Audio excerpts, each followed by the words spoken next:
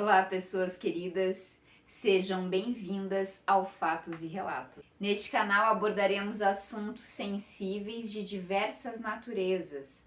Então, se você se interessa por esse tipo de assunto, vem comigo, se inscreve já no meu canal, ative o sininho e curte se você gostar do conteúdo. Hoje eu apresento a vocês Seth Gonzalez.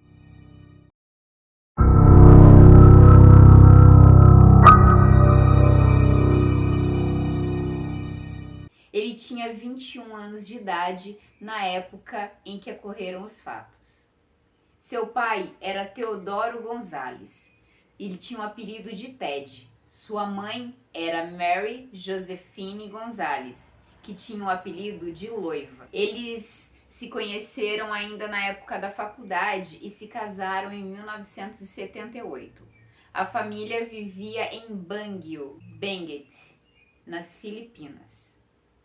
Em 1980, nasce o primeiro filho do casal, Seth Gonzalez, e 3 anos depois nasce a segunda filha, em 1983, chamada Claudine Gonzalez. O casal era conhecido por ser muito batalhador. Ted era um homem que sempre se esforçou muito para oferecer o melhor à sua família. Ele era formado em Direito, mas em 1989, ele e Loiva construíram um hotel chamado Queen Victoria, em Baguio. Era um hotel de 4 andares e 40 quartos, onde também residia a família Gonzalez. Tudo mudou no ano de 1990, quando em julho o hotel foi destruído por um terremoto, o terremoto de Luzon, que passou pela cidade. A família conseguiu se proteger, menos Seth, que na época era uma criança de 9 anos, e ele ficou preso nos escombros do hotel. Ele ficou preso nos escombros, mas foi salvo por seu pai, que acabou se tornando um tipo de herói. No fim, toda a família estava bem após o incidente. Buscando um novo recomeço a partir daí, a família se muda para a Austrália, onde também já viviam alguns familiares da Loiva. Ted, então, retoma a sua faculdade de Direito para que ele possa exercer a profissão no novo país. E em 1993, ele abre o seu próprio escritório de advocacia, chamado Gonzalez e Associados, onde ele trabalha de advogado para imigração. O escritório de advocacia acabou dando muito certo e eles começaram a ter muito sucesso com esse novo trabalho. Ted e Loiva, então, compraram um terreno na rua Collin, em North Ryde, na época um bairro de classe média alta, e lá construíram uma bela casa. Os filhos Seth e Claudine eram tidos como crianças boas. Seth era considerado um aluno aplicado e Claudine era considerada uma criança carinhosa. Eles sempre foram muito estimulados ao estudo. Os pais tinham até uma certa rigidez com relação a isso, pois queriam que os filhos fossem bem-sucedidos, principalmente o pai. A família era considerada bastante unida. Os pais, Ted e Loiva, eram bastante religiosos e devotos. E então eles também tinham uma certa rigidez na educação das crianças. Mas é claro que tudo era na expectativa de que os filhos fossem bem-sucedidos no futuro, tivessem uma vida boa e não precisassem sofrer tanto e trabalhar tanto como os pais tiveram que fazer para conquistar o que hoje eles tinham. Os pais faziam de tudo para que os filhos pudessem se dedicar exclusivamente aos estudos e às suas notas. Então eles também tinham uma mesada para que não precisassem trabalhar e pudessem apenas focar nos estudos.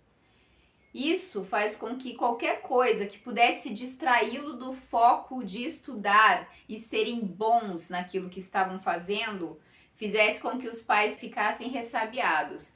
Então, por exemplo, namoro, ou qualquer outra coisa que pudesse tirá-los do seu foco era mal visto pelos pais. E isso acabava se tornando motivo para que o Ted e a Loiva chegassem a ameaçar os filhos de retirada de mesada, de impedir o uso do carro, de impedi-los de sair, tudo para que eles focassem nos seus estudos e fossem bem-sucedidos, é claro. Então acaba tornando-se uma preocupação para os pais quando o Seth começa a demonstrar claramente e abertamente uma forte vocação para a música. Ele gostava muito de cantar.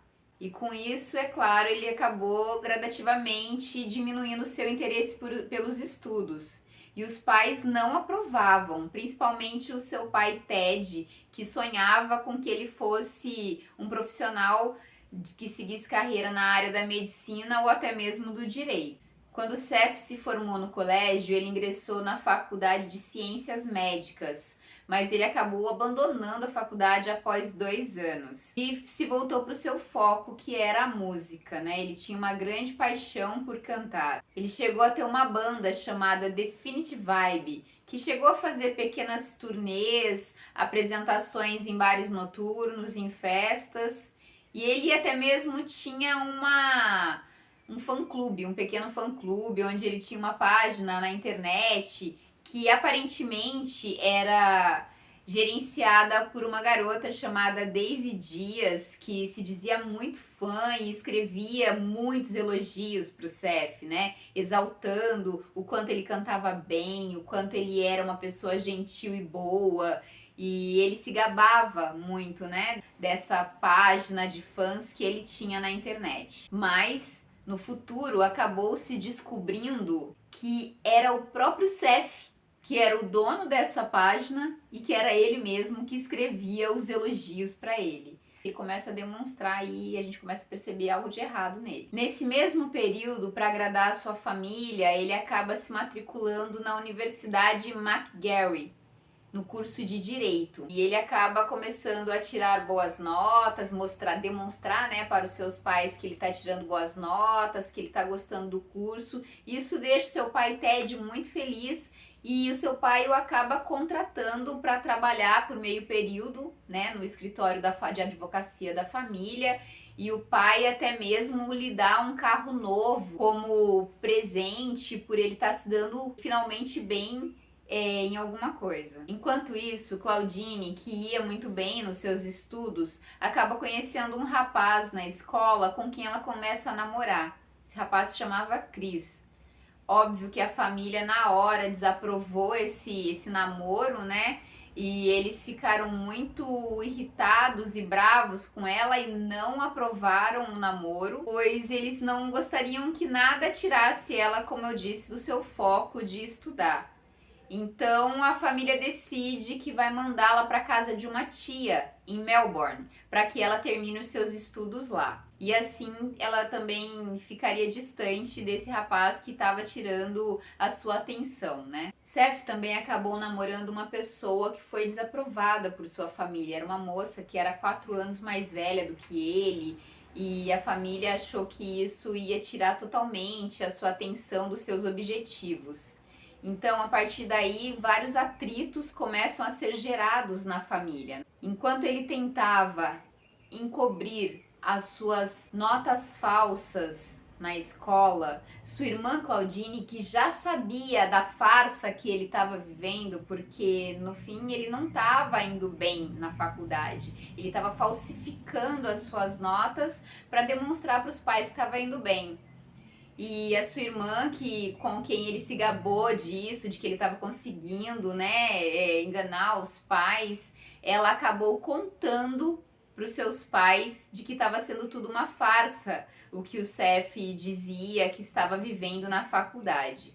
E isso gerou uma grande discussão, muitas brigas dentro da casa. E eles fizeram diversas ameaças a Seth de tirar todos os seus privilégios e até mesmo deserdá-lo e tirar dele o seu carro, que era algo para ele assim muito precioso, né, para ele poder fazer as suas coisas. Então a gente já percebe aqui que o clima de família unida e aparentemente feliz estava nessa época já muito tenso. Então a gente chega aqui no dia 10 de julho de 2001, que é o dia dos fatos, mas que até então amanheceu como um dia normal na vida da família. Segundo relatos das investigações policiais, a Claudine estava na casa da família, né, visitando, porque ela ainda estava de férias. Então ela passaria esse dia todo em casa estudando, porque em breve ela ia voltar para sua escola em Melbourne. Os pais, Ted e Loiva, saíram logo cedo para o seu trabalho. Seth, ele sai de manhã para a universidade e na parte da tarde ele vai até o escritório, né, trabalhar.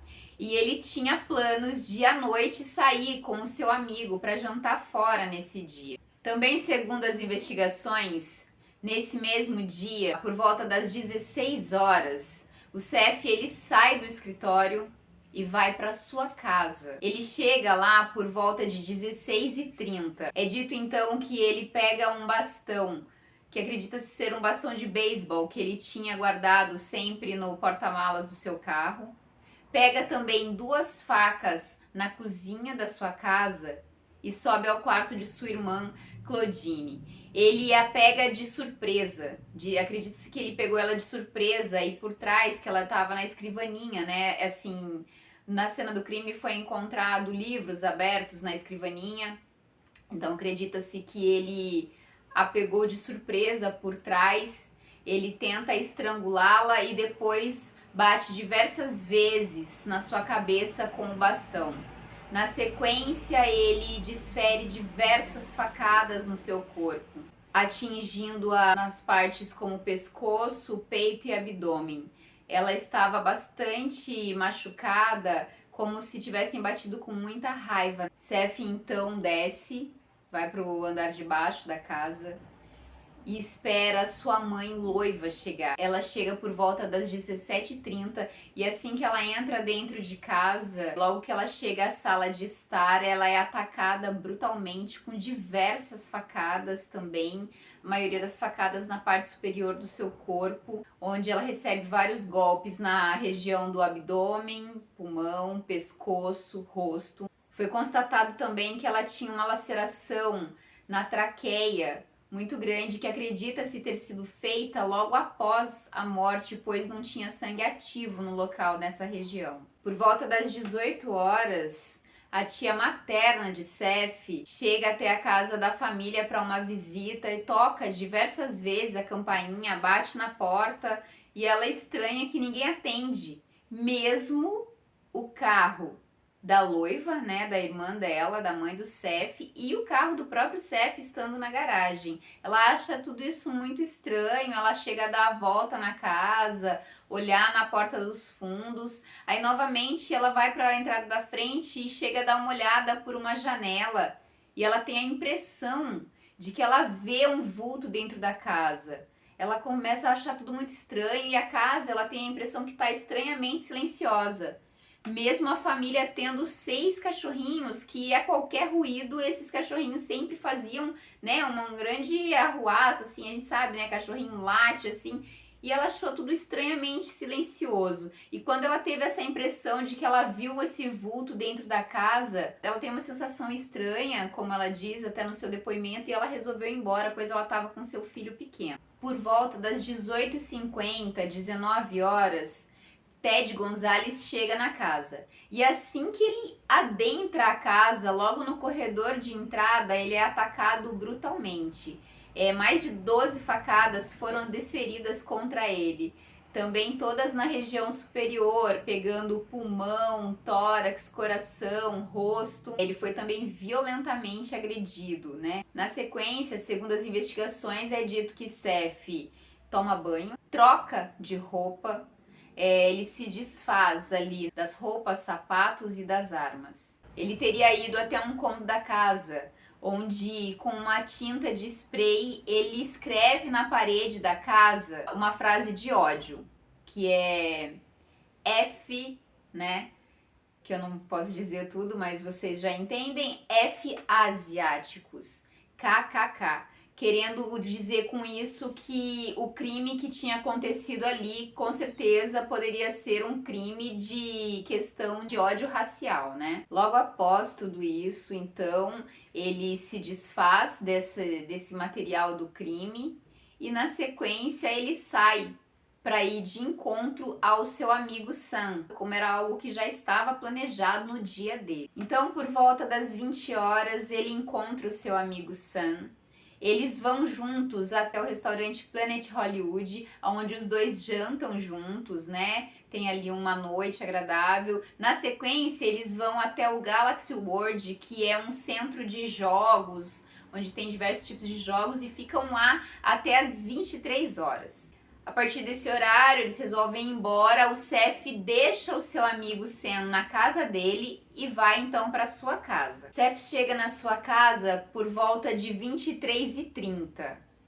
Às 23h48, ele faz uma ligação desesperado para a emergência, aonde ele fala que houve um crime dentro, né, com a família dele, que a família dele tá ali caída, toda ensanguentada, que ele havia encontrado os corpos e que ele chegou a afugentar 2 pessoas que estavam na casa e que a família dele estava ensanguentada no chão. Também é confirmado e dito pelos vizinhos que ele sai correndo pela vizinhança próxima, gritando freneticamente, batendo na porta de vizinhos conhecidos e gritando: mama, mama, papa, papa, e dizendo que seus pais haviam sido baleados. Um de seus vizinhos, Shane, que ele leva até a casa, que ele acaba arrastando esse vizinho até a casa, diz que quando eles entram na casa, o Seth, ele se ajoelha ao lado do seu pai e se ajoelha ao lado da sua mãe depois, tentando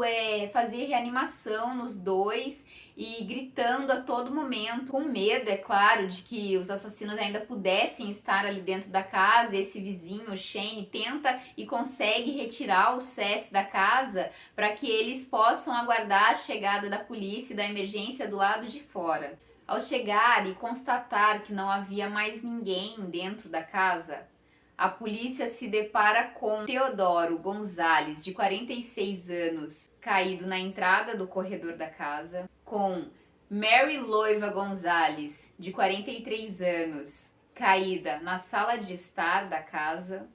E quando eles sobem ao andar de cima, eles encontram Claudine Gonzalez, de 18 anos, todos já sem vida e com diversos ferimentos de faca pelo corpo.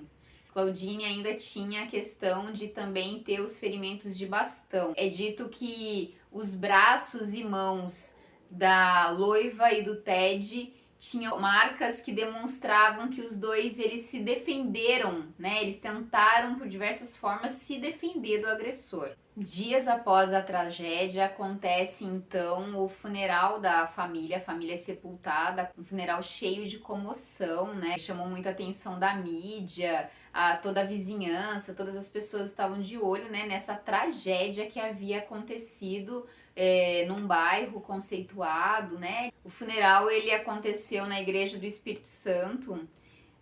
Aconteceu algo assim que no mínimo as pessoas acharam estranhos. Quando ele vai falar algumas palavras, né, lá no microfone, na hora ali do funeral, ele pega e começa a cantar a capela a música One Sweet Day, da Mariah Carey. E todo mundo achou aquilo bem estranho, né? Tipo, achou que aquilo não tinha muito contexto, mas as pessoas entenderam aquilo como também, né, o sentimento de perda e tal, mas foi um tanto estranho. Os 3 caixões, eles estavam lado a lado, coberto por flores, e o Seth a todo momento ficava falando o quanto a sua família era importante na sua vida, o quanto ele tinha um elo de ligação forte com seu pai, com a sua irmã.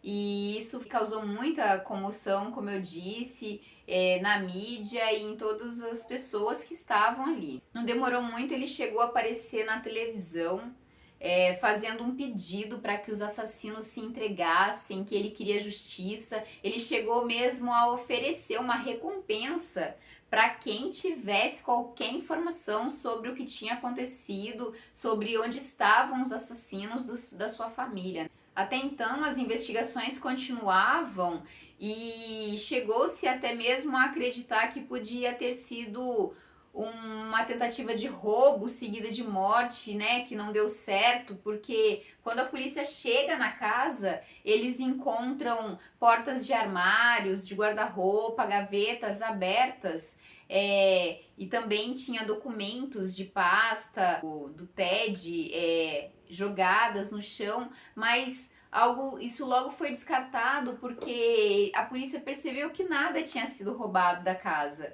nem mesmo o dinheiro que estava em posse das vítimas no momento do ataque. Outras pistas um tanto estranhas surgiram, mas logo acabaram sendo descartadas, que foi um suposto e-mail que acusava um rival de negócios do Ted, acusava ele, né, de estar envolvido nos assassinatos, e também o próprio Seth disse ter recebido e-mails onde ele era ameaçado por pessoas que teriam ódio do seu pai, mas logo foi descartada essas possíveis suspeitas. E a polícia começou a achar estranho porque o Seth, ele meio que chamava atenção para ele, de como se ele ainda fosse vítima desse criminoso que teria feito o que fez com a família dele.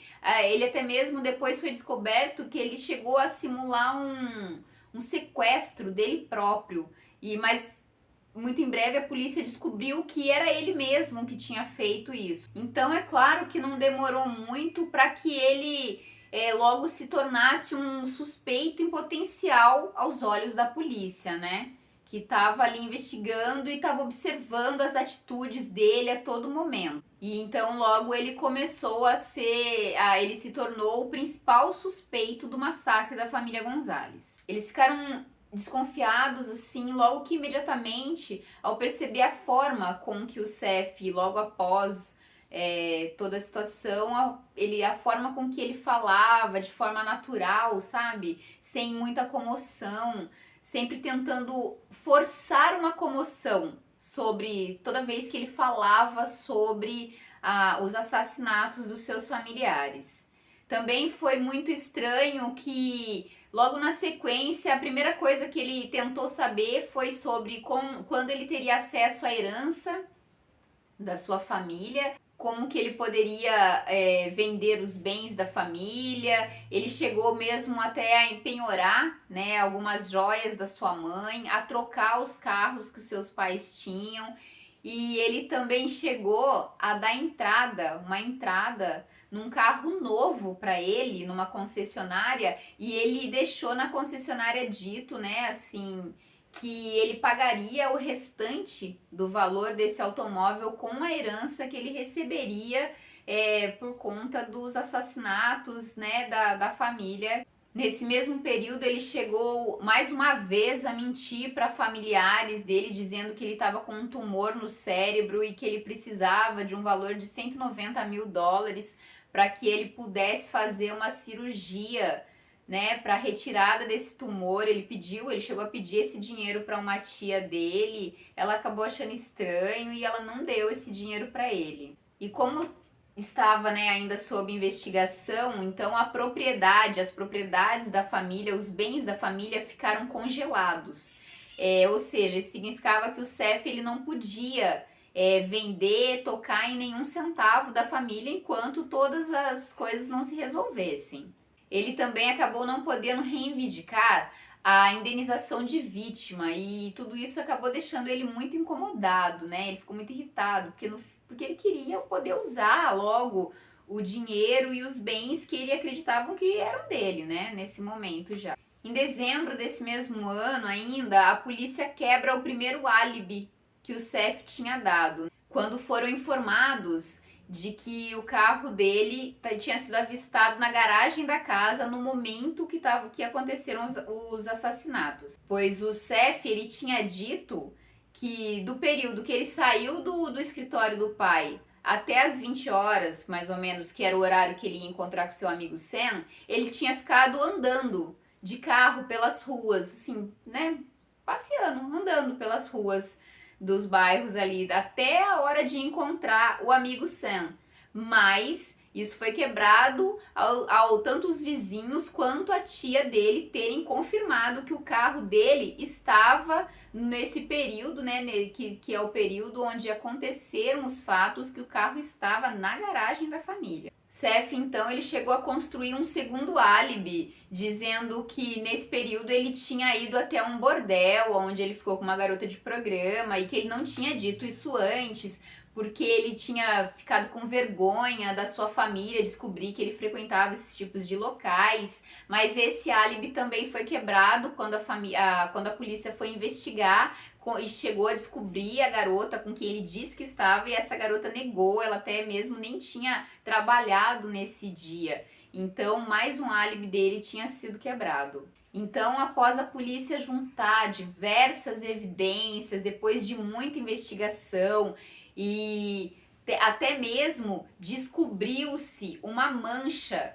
da mesma tinta com que foi escrita a frase de ódio na parede da casa, né, da família. Foi descoberta uma mancha dessa tinta numa blusa do Seth. Então juntou-se todas essas evidências e a partir daí a polícia, já acreditando que tinha evidências suficientes, né, em junho de 2002 ele é preso e acusado dos assassinatos dos seus pais e também da sua irmã. Os investigadores, eles tinham descoberto que o Seth, ele tinha sido pego por seus pais, né? Ele foi descoberto por seus pais falsificando suas notas, dizendo, enganando, né, eles sobre a questão de estar indo bem na faculdade, sobre a namorada que os pais não queriam que ele tivesse, mas que ele ainda continuou com essa namorada, e além do fato deles não aprovarem a sua carreira musical.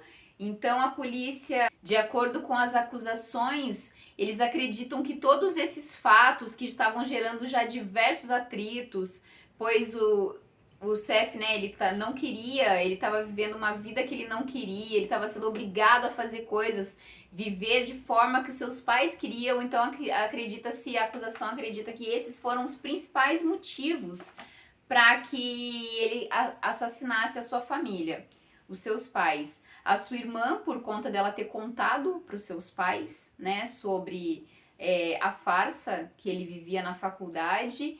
E acredita-se também que ele pensou que ele ficaria com toda a herança e com tudo para ele e viveria feliz depois que os seus pais e sua irmã não existissem mais. Ele herdaria aí uma herança gigantesca, né, caso tudo desse certo. Então, assim, a polícia, juntando todas as evidências, viu que tinha material suficiente para acusá-lo de todos os crimes. Então eles fizeram uma linha, né, de que acreditam que no dia do assassinato os pais, Ted e Loiva, saíram para trabalhar, né, logo cedo. A irmã ficou sozinha em casa, estudando tranquilamente, né, nunca ela imaginava que nada poderia acontecer. Então o Seth, ao sair também, como se tivesse tudo tranquilo para a universidade, e foi até o trabalho, tal, tudo tranquilo. Quando ele volta para casa, ele pega todos de surpresa, né? Comete os crimes pegando todos de surpresa, sem nenhuma chance de que eles pudessem se defender.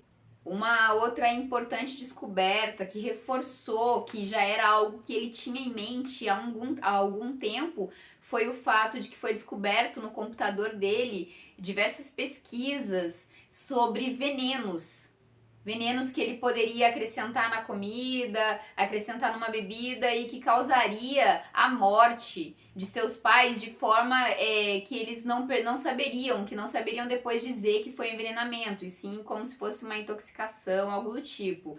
Ele chegou até mesmo a fazer encomenda de algumas sementes que ele chegou a usá-las, algumas numa comida, a sua mãe chegou a comer e se intoxicou, teve uma forte intoxicação alimentar. Aí na época ele chegou até a dizer que ele também passou mal para despistar, mas acabou não dando certo, pois a sua mãe só teve uma intoxicação alimentar e ela não morreu como ele tinha planejado, né? Então, descobriu-se que ele já vinha com essa ideia de assassinar a sua família já há algum tempo. Então, como, né, eu já falei, no dia 13 de junho de 2002, ele foi preso oficialmente, né? E ele foi levado para o Centro Correcional de Silverwater e lá ele ficou aguardando o seu julgamento. No julgamento foram desmascaradas inúmeras mentiras que o Seth contava, tanto para sua família, quanto para seus amigos, quanto as que ele contou para a polícia.